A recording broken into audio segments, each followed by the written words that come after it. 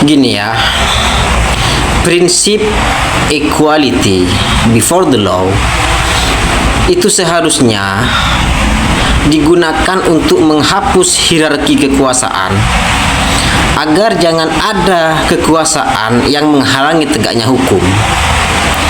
Tidak boleh hukum ditegakkan secara berbeda kepada warga negara hanya gara-gara perbedaan kekuasaan. Seorang petani harus sama hukumnya, harus sama di mata hukum dengan seorang pejabat sekalipun itu adalah anggota DPR. Sekarang, prinsip kesamaan hukum itu seolah-olah dipraktekkan secara berbeda, Pak.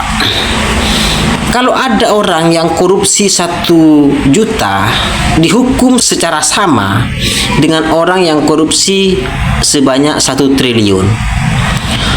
Orang yang korupsi 1 miliar dihukum secara sama dengan orang yang korupsi sebanyak 100 triliun. Kenapa ini bisa terjadi? Karena sama di mata hukum. Hukum kita mengatakan bahwa pencurian dihukum sekian, tidak ada batasan, Pak. Padahal seharusnya ada batasan. Kalau ada orang mencuri sebanyak 1 juta, hukumannya sekian. Kalau ada orang melakukan pencurian sebanyak 2 juta, hukumannya sekian. Dulu, Sayyidina Umar pernah membatalkan hukuman kisos bagi orang yang mencuri hanya gara-gara dia mencuri beralasan kelaparan. Itu Sayyidina Umar dulu, Sayyidina Umar bin Khattab.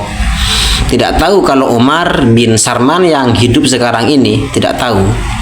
Bahkan di dalam Islam sekalipun, orang yang mencuri itu dihukum hanya ketika pencurian itu mencapai 1/4 dinar.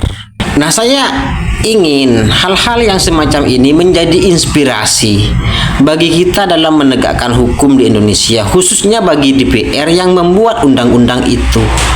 Jangan sampai ada orang yang mencuri 1 juta dihukum secara sama dengan orang yang mencuri 100 triliun.